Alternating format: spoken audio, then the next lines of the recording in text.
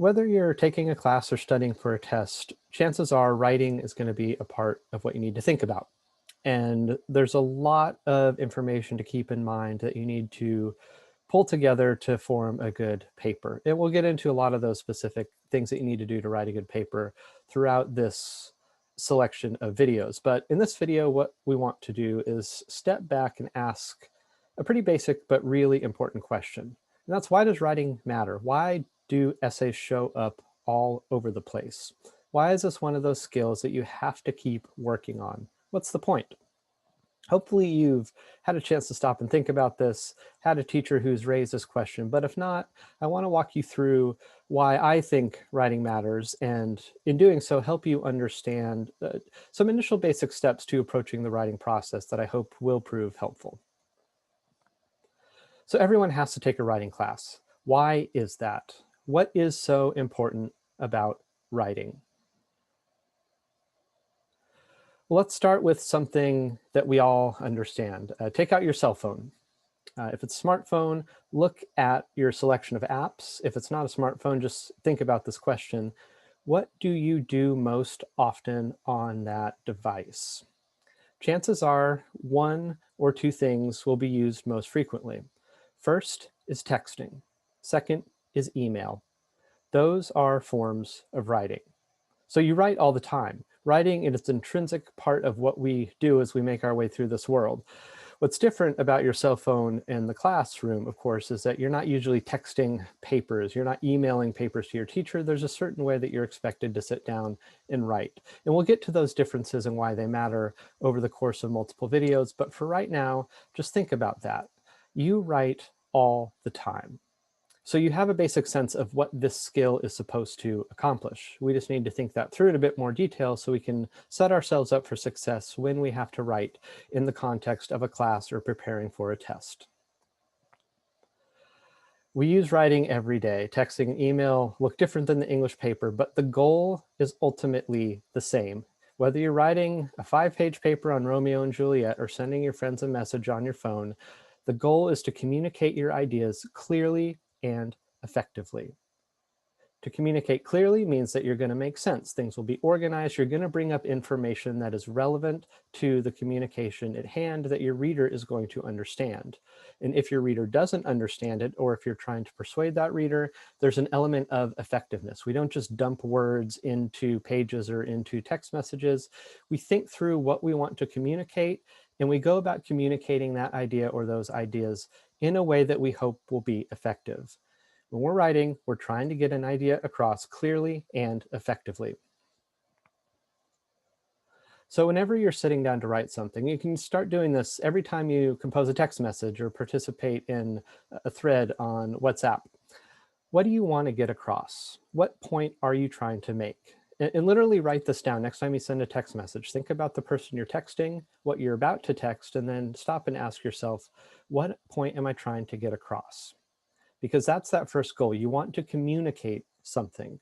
Understanding what you want to communicate is an important first step to writing effectively. If you don't know what you're trying to accomplish, there's a really good chance that when you actually write a text or a paper, you're not going to ultimately get your point across. And once you've done that, the next question is about accomplishing your goals effectively. What is the most effective way to get that point across?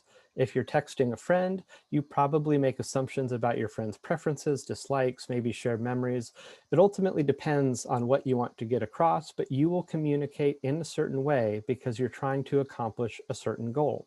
That applies to a school paper. If you've been asked to write about a specific topic, don't just start talking about that topic. Think through, what is an effective way for me to get my ideas across in my paper?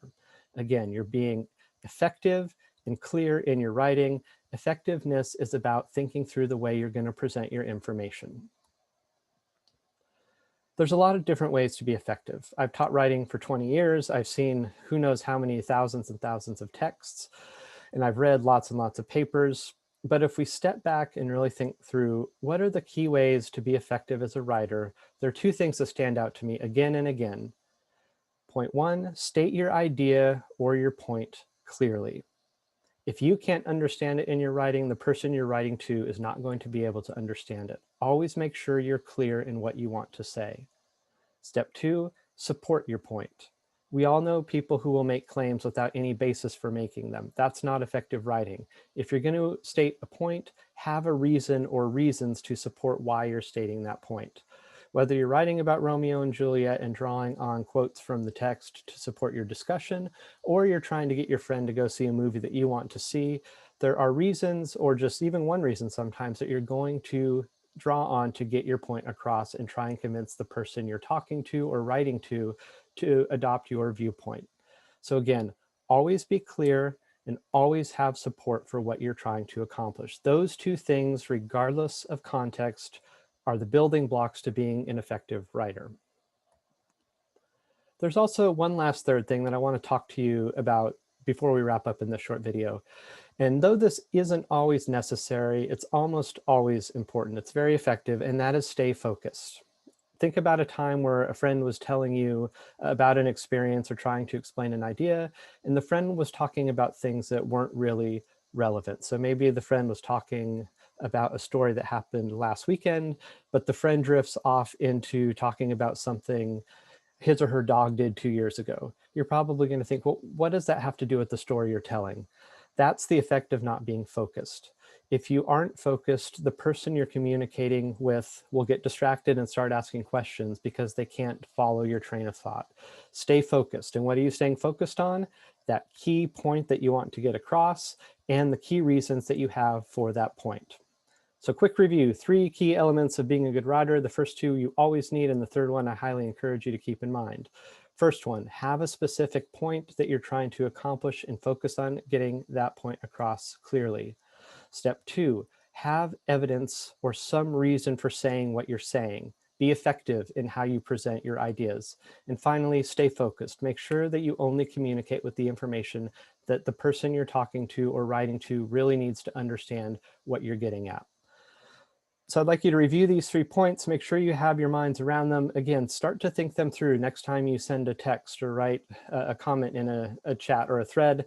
And if you can get these basic concepts in mind when you do things like text, when you do things like have conversations with your friends through a written medium, when it comes time to write a paper for school or for the test, you're going to have that framework already in place. You're going to have those communication muscles exercised, and that's how you're going to be an effective writer and get that great score or that great grade.